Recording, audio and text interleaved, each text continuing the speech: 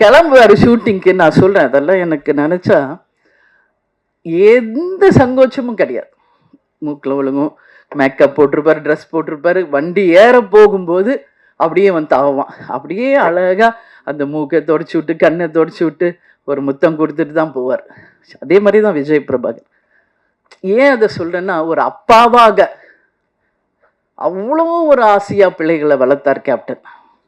இன்னைக்கு 2 பேரும் இன்னைக்கு அவங்க அப்பா இல்லாததை ரொம்ப ரொம்ப ரொம்ப மிஸ் பண்ணுறாங்க. இங்கே கேப்டன் இல்லைன்னு நான் நினைக்கவே இல்லை. இங்கே தான் இருக்கார் கேப்டன். இந்த ஆடியோ ஷோவில், இன்னைக்கு ஆடியோ லான்ச்லேயும் இங்கே தான் கேப்டன் இருக்கார், நம்மோட தான் இருக்கார். அதில் எனக்கு எந்த மாற்று கருத்துமே கிடையாது. கேப்டன் என்ற வார்த்தையையும் அவர் வாழ்ந்த வாழ்க்கையையும் ஒருபோதும் ஆற்றாது. சோகம் தன்னை தாக்கி தரையில் விழச் செய்யும் போதும் மீண்டும் எழச் செய்யும் வலிமை இப்போதும் இவருக்குண்டு. மகன்களின் எதிர்காலம் நட்சத்திரங்கள் நிறைந்த வானத்தை காட்டும் ஒரு தாயின் புன்முறுவல் இங்கே.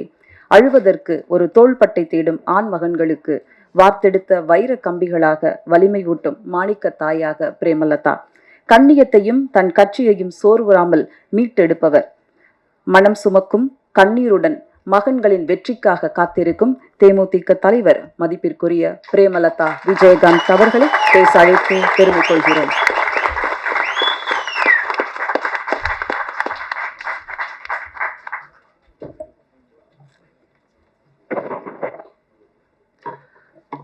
அனைவருக்கும் வணக்கம். படைத்தலைவனுடைய ஆடியோ ரிலீஸுக்கு இங்கே வந்திருக்கும் பத்திரிகை சகோதரர்களுக்கும், யூடியூப் சேனலை சேர்ந்த அனைத்து சகோதரர்களுக்கும், எங்கள் உயிரில் கலந்த தேசிய முற்போக்கு திராவிட கழகத்தினுடைய அனைத்து நிர்வாகிகளுக்கும், மகளிர் அணி சகோதரிகளுக்கும், மேடையிலே வீற்றிருக்கும் கேப்டனுடைய திரைப்படங்களை டைரக்ட் செய்த மூத்த சகோதரர் கஸ்தூரி ராஜா அவர்களுக்கும், ரமணா படத்தை டைரக்ட் செய்த முருகதாஸ் அவர்களுக்கும், வீரம் விளஞ்சமன் அவர் யாருன்னா கஸ்தூரி ராஜா சார். இங்கே சிவா சார் இருக்காரு. கேப்டனின் தம்பியாக பல ஆண்டு காலம் வாழ்ந்தவர் சிவா. என்னுடைய அன்பு சகோதரர் சுதீஷ் அவர்களுக்கும், இந்த படைத்தலைவனில் யாரெல்லாம் உழைத்தீர்களோ அனைத்து ப்ரொடியூசர்ஸ்க்கும், எஸ்பெஷலி கேமராமேன் அவர்களுக்கும், இந்த படத்தினுடைய ஹீரோயின் அவர்களுக்கும், அவரது தாயார் அவர்களுக்கும், இந்த படத்தினுடைய டைரக்டர் அன்பு அவர்களுக்கும், இந்த மேடையிலே வீற்றிருக்கும் என்னுடைய 2 புதல்வர்களுக்கும் கேப்டன் சார்பாகவும் உங்கள் அனைவரின் சார்பாகவும் என்னுடைய பணிவான வணக்கங்களை தெரிவிச்சுக்கிறேன். தேர்தலில், அரசியல் மேடைகளில் நான் பேசியதை நீங்கள் எல்லாரும் பார்த்துருப்பீங்க. சினிமா ஃபங்க்ஷனில், அதுவும் ஒரு ஆடியோ லான்ச்சில் பேசுறது இதுதான் நான் ஃபர்ஸ்ட் டைம். சகாப்தம் படம் ரிலீஸ் ஆனப்போ கேப்டன் இருந்தாங்க. அப்போது என்னை பேச சொல்லி அழைச்சார். நான் சொன்னேன், இல்லை இது சினிமா, அதனால் நீங்கள் மற்றவங்களாம் டெக்னீஷியன்ஸ்லாம் பேசட்டுங்க, நான் பேசலை அப்படின்னு சொன்னேன். மேபி அது தப்போ அப்படின்னு நான் ஃபீல் பண்ணுறேன். ஏன்னா கேப்டன் ஒரு அம்மாவா நீ அவனை ஸ்டேஜில் நீ வாழ்த்தணும் அப்படின்னு கேப்டன் சொன்னார். அன்னைக்கு சரி, சினிமா ஃபங்க்ஷனில் நம்ம எதுக்கு பேசணும் அப்படின்னு நினச்சேன். பட் நான் இன்னைக்கு சொல்கிறேன், சண்முக பாண்டியன் அம்மாவா மட்டும் கிடையாது, உங்கள் அன்பு சகோதரியாக கேப்டன் பெற்றெடுத்த சண்முக பாண்டியனை இனிமேல் உங்களிடம் நான் ஒப்படைக்கிறேன். பத்திரிகை நண்பர்களிடமும், தமிழக மக்களிடமும், நான் சினிமா துறையை சேர்ந்த அனைவரிடமும் அவரை நான் ஒப்படைக்கிறேன். எல்லாரும் பேசுவாங்க, நிறைய நான் பார்த்துருக்கேன். கேப்டன் கூட 33 வருஷம் வாழ்ந்திருக்கேன். கேப்டனை பற்றி பேசுறது இன்னைக்கு அவர் மறைவுக்கு பிறகு டெய்லி அத்தனை யூடியூப்ஸ்லையும் கேப்டனுடைய பழைய காலிய நினைவுகள், பேச்சுக்கள் எல்லாம் வரும்பொழுது கேப்டன் அப்படி பண்ணார், இப்படி பண்ணார், நிறைய விஷயங்கள் நான் பார்க்குறேன். கேப்டனுடைய 2 புதல்வர்கள். கேப்டனுக்கு 2 தொழில். ஒன்று சினிமா, இன்னொன்று அரசியல். கேப்டனும் நானும் இது அவங்க 2 பேரும் பிறந்த போதே முடிவு எடுத்த ஒரு விஷயம். அப்பாவின் பாதையில், சிங்கப்பாதையில் விஜய் பிரபாகர் அவர்களும், யானை பாதையில் இளையவர் சண்முக பாண்டியன் அவர்களும் அவங்க அப்பாவுடைய கனவு லட்சியத்தை நிச்சயமாக வென்றெடுப்பார்கள் என்பதில் ஒரு அம்மாவை எனக்கு எந்த டவுட்டுமே கிடையாது. ஏன்னா கேப்டன் நானும் அவங்கள அப்படிதான் வளர்த்துருக்கோம். கேப்டன் சொல்லுவார், சொல்லி சொல்லி வளர்ப்பார். பிரபாவை வந்து அண்ணான் தான் சொல்லணும், தம்பி. அது மட்டும் என்னைக்கு கடைசி வரைக்கும் அவர் ஒத்துக்கல. அதையும் இன்னைக்கு வரைக்கும் சண்முக பாண்டியன் அதை கரெக்டாக கீப் அப் பண்றாரு. ஏன்னா அந்த பாண்டிங், அந்த ரெஸ்பெக்ட், அது இருந்தாதான் நம்ம வாழ்க்கையில ஒற்றுமையாக பல சாதனைகளை செய்ய முடியும் என்பதில் கேப்டன் உறுதியா இருந்தாரு. அதையே பிள்ளைகளுக்கும் நாங்கள் சொல்லி கொடுத்து அவங்கள வளர்த்துருக்கோம். நீங்க எல்லாரும் சொன்னீங்க டவுன் டு எர்த்தா இருக்காங்க, அப்பா மாதிரியே உதவி செய்யறாங்க, எல்லாரோடையும் சகஜமா பழகுறாங்க அப்படின்னு. இன்னைக்கு இல்ல, இன்னும் எத்தனை ஆண்டு காலம் ஆனாலும் உச்ச நட்சத்திரமாக சண்முக பாண்டியன் அவர்கள் வந்தாலும் இன்னைக்கு எப்படி உங்க அத்தனை பேரிடமும் எளிமையோடும் உங்கள் அன்பு சகோதரர் போல டவுன் டு எர்த்தா இருக்காரோ அப்படிதான் இருப்பார். ஏன்னா சின்ன கை குழந்தை கேப்டன் மேக்கப் போடுவார். நான் 6 மணிக்கெல்லாம் கேப்டன் கிளம்புவார். உங்களுக்கு எல்லாருக்கும் தெரியும். 9 o'clock வித் மேக்கப் ஷூட்டிங்கில் இருக்கணும்னா 6 o'clock இறங்கி கீழே வந்துடும் எங்கள் ரூம் மேலே. கை குழந்தை அவனை தூக்கிட்டு நானும் கீழே வந்துடுவேன். ஏன்னா அவருக்கு நான் டிஃபன் கொடுக்கணும், அவருக்கு வேண்டிய எல்லாம் செய்யணும்னு. அப்படியே பார்த்துக்கிட்டு இருப்பான் அவங்க அப்பாவை. அப்போ ரொம்ப கைக்குள்ள அழுவான், ரொம்ப ஜாஸ்தி. எதுக்கு இவன் அழுகிறான்? மூக்கில் லைட்டாக அப்புறம் ஒழுகும் அவருக்கு. கிளம்புவார் ஷூட்டிங்க்கு. நான் சொல்கிறேன், அதெல்லாம் எனக்கு நினச்சா எந்த சங்கோச்சமும் கிடையாது. மூக்கில் ஒழுங்கும், மேக்கப் போட்டிருப்பார், ட்ரெஸ் போட்டிருப்பார். வண்டி ஏற போகும்போது அப்படியே வந்து தாவான். அப்படியே அழகாக அந்த மூக்கை தொடச்சி விட்டு, கண்ணை தொடச்சி விட்டு ஒரு முத்தம் கொடுத்துட்டு தான் போவார். அதே மாதிரி தான் விஜய் பிரபாகர். ஏன் அதை சொல்கிறேன்னா, ஒரு அப்பாவாக அவ்வளோ ஒரு ஆசையாக பிள்ளைகளை வளர்த்தார் கேப்டன். இன்னைக்கு 2 பேரும் இன்னைக்கு அவங்க அப்பா இல்லாததை ரொம்ப ரொம்ப ரொம்ப மிஸ் பண்ணுறாங்க. இங்கே கேப்டன் இல்லைன்னு நான் நினைக்கவே இல்லை. இங்கே தான் இருக்கார் கேப்டன். இந்த ஆடியோ ஷோவில், இன்னைக்கு ஆடியோ லான்ச்லேயும் இங்கே தான் கேப்டன் இருக்கார், நம்மோட தான் இருக்கார். அதில் எனக்கு எந்த மாற்று கருத்துமே கிடையாது. இந்த இடத்தில் கேப்டன் இருந்து அவருடைய நல்லாசியுடன் அவருடைய வாழ்த்துக்களுடன் தான் இந்த ஆடியோ லான்ச் நடந்துக்கிட்டு இருக்கு. அதில் எந்த மாற்று கருத்துமே இல்லை. அதே மாதிரி சண்முக பாண்டியனை பார்த்தீங்கன்னா ஒரு டென்ஷன் இருக்கும் ஏதாவது வாழ்க்கையில். ஆனால் அவனை அறியாமல் ஃபோனில் ரொம்ப சிரித்து பேசிக்கிட்டு இருந்தாலே நான் கேட்பேன், யார் அன்பு கூட பேசிக்கிட்டு இருக்கியா அப்படிம்பேன். ஏன்னா அந்த அளவு டைரக்டருக்கும் அவருக்கும் அப்படி ஒரு பாண்டிங். அவரோட ஸ்ட்ரெஸ் பிளஸ்டர் வந்து சண்முகா வந்து மனசு விட்டு பேசுறது யாருன்னா அன்பு. ஸோ அந்த அளவு வந்து அவங்க 2 பேருடைய புரிதல் இருக்கு. இப்போ அடுத்த படம் டைரக்டர் எங்க அம்மா உங்களுடைய பெரிய ஃபேன் சார்.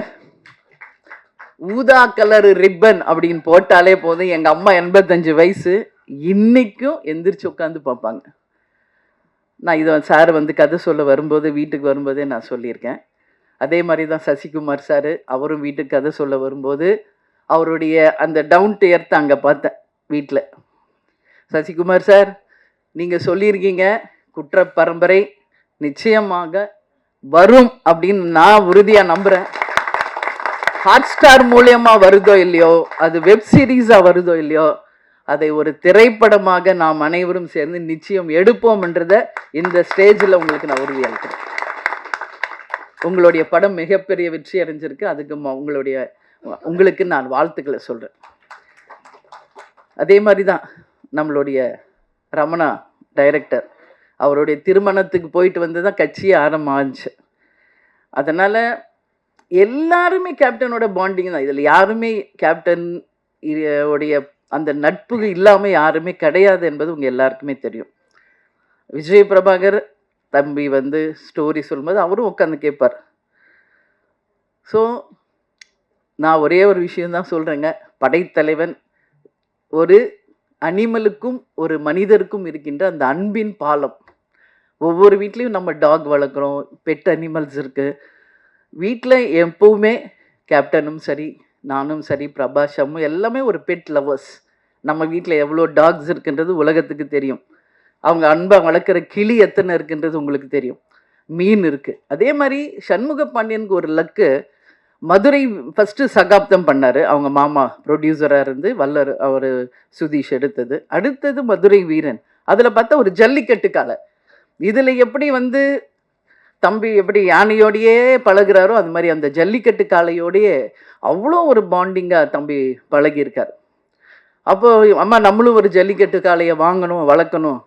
அவங்க கேட்டால் நான் நோவே சொல்ல மாட்டேன். கேப்டன் கேட்டாலும் நான் நோ சொல்ல மாட்டேன். பசங்க கேட்டாலும் நான் நோ சொல்ல மாட்டேன். ஏன்னா யாரெல்லாம் ஒருவர் பெட் லவர்ஸாக இருக்காங்களோ அவங்க அத்தனை பேரும் நல்லவர்களாக தான் இருப்பாங்க. ஒரு வாயில்லாத ஜீவன் மேலே அன்பு வைக்கக்கூடியவர்கள் அப்படின்னா அவங்க உண்மையிலேயே நல்லவர்களாக இருந்தால் தான் அது முடியும். இதுதான் உண்மை. இதில் எந்த மாற்று கருத்துமே இல்லை.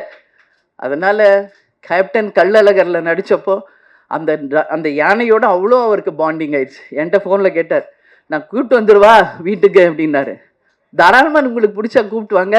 பட் நம்ம வீடு சின்ன வீடு, உங்களுக்கு எல்லாருக்கும் தெரியும். ஒரு கிரவுண்டு வீடு, அதில் எப்படிங்க நீ யானையை நம்ம வச்சுருக்கிறதுன்னு. ஆனால் அதே தான் சண்முக பாண்டியன் படைத்தலைவனில் நடிச்சுட்டு 5 யானை. அதில் வந்து மணியன் அவருக்கு ரொம்ப ஃப்ரெண்டு. இன்னொரு யானை பேர் பிரேமாவா ஏதோ சொல்லி புஜ்ஜியா அது சொல்லுவார். அது எல்லாமே எனக்கு ஃப்ரெண்ட்ஸ் ஆயிடுச்சுமா, நீங்கள் எஸ் சொன்னால் நான் கூப்பிட்டு வந்துடுறேன் ஏதாவது ஒரு யானையான்னு. நான் இது வரைக்கும் சொல்லலை, இப்போ சொல்கிறேன். சண்முக பாண்டியனுக்கும் என் கேப்டனுக்கும் சொல்கிறேன், உறுதியாக ஒரு யானை நம்ம வாங்குவோம். அதை நீங்கள் எப்படி நீங்கள் டாக்ஸை வளர்க்குறீங்களோ அது மாதிரி நீங்கள் வளர்க்கணும். ஏன்னா அது அவருடைய விருப்பம், சண்முகாவுடைய விருப்பம். இன்றைக்கி அதை வந்து நான் ஒரு விநாயகருடைய அடையாளமாக தான் பார்க்குறேன். முருகர் எப்பயுமே அண்ணன் கணேஷாவை கும்பிட்டுட்டு தான் எந்த ஒரு விஷயத்தையும் தொடங்குவார். அதே மாதிரி தான் இவங்களும் சண்முகாவும் விஜய் பிரபாகர் கிட்ட சொல்லி அந்த அன்போடு அவர்கிட்ட பிளெஸிங் வாங்கி தான் கிளம்புவார். அந்த மாதிரி ஒரு அன்பு அவங்களுக்குள்ள சின்ன வயசுலேருந்தே இருக்குது. அதனால் நிச்சயமாக இந்த படம் மிகப்பெரிய வெற்றி படமாக மாறும். அன்பு வந்து சொல்கிற எவ்வளோ ஸ்ட்ரகிள்ஸ் இந்த மூவி ரிலீஸ் ஆக எனக்கு தெரியும். பொங்கல் வெளியீடுன்னு போட்டாங்க. நான் அப்போ கூட சொன்னேன் விரைவில் போடுங்கன்னு. இல்லை கண்டிப்பாக வந்துடலாம் மேடம்னார். சரி உங்கள் நம்பிக்கை. அதுக்கப்புறம் என்னெல்லாம் நடந்தது என்பது எல்லாருக்கும் தெரியும். ஒரு திரைப்படம் எடுத்து முடித்து அதை ரிலீஸ் பண்ணுவதற்கு எல்லாரும் சப்போர்ட் பண்ணுங்க. கேப்டன் எத்தனை பேருக்கு எவ்வளோ சப்போர்ட் பண்ணியிருக்காரு, எவ்வளோ திரைப்படங்களுக்கு சப்போர்ட் பண்ணியிருக்காரு, எத்தனை டெக்னீஷியன்ஸுக்கு சப்போர்ட் பண்ணியிருக்காரு. ஒரு படம் ரிலீஸ் ஆனதான் அதை நம்பி வாழ்கின்ற அத்தனை ஆயிரம் குடும்பங்கள் நல்லா இருக்கும். அதில் எந்த மாற்று கருத்துமே கிடையாது. சினிமா நல்லா இருந்தா அதை நம்பி இருக்கிற ஆயிரக்கணக்கான மக்கள் நல்லா இருப்பாங்க. அதில் நாங்கள் உறுதியாக இருக்கோம். கேப்டன் கூடயே இருந்து சினிமானா என்ன என்பது நாங்கள் நல்லா உணர்ந்திருக்கோம். நிச்சயமாக கேப்டன் விட்டுட்டு சென்ற அந்த இடத்தை அரசியலில் விஜய் பிரபாகரும் சினிமா துறையில் சண்முக பாண்டியனும் கேப்டன் மாதிரி இருந்து நிச்சயமாக அனைவருக்கும் அதே மாதிரி இருப்பாங்க என்பதில் எந்த மாற்று கருத்தும் யாருக்கும் வேண்டாம். எனவே நிச்சயமாக இந்த படம் மிகப்பெரிய வெற்றி படமாக அமைய வேண்டும் என்று கேட்டுக்கொண்டு, கேப்டனுடைய ஆசீர்வாதத்தோடும் இங்கு வந்திருக்கின்ற அனைத்து நல்ல ஒழுங்கலினுடைய ஆசீர்வாதத்தோடும் படைத்தலைவன் மிகப்பெரிய ஒரு வெற்றி படமாக அமையணும் சொல்லி கேப்டனையும் கடவுளையும் நான் வேண்டிக்கிறேன். மீண்டும் மாபெரும் ஒரு வெற்றி விழாவில் உங்களை சந்திப்பேன் என்று கூறி உங்களிடமிருந்து விடைபெறுகிறேன். நன்றி, வணக்கம். நன்றி மேம். இந்த படைத்தலைவன் மேடை பல சந்தோஷமான நிகழ்வுகளை நிகழ்த்தியுள்ளது. வந்திருந்த அனைவருக்கும் நன்றி. இப்போது இசை வெளியீடு. சிறப்பு விருந்தினர்கள் வெளியிட படக்குழுவினர்கள் பெற்றுக்கொள்வார்.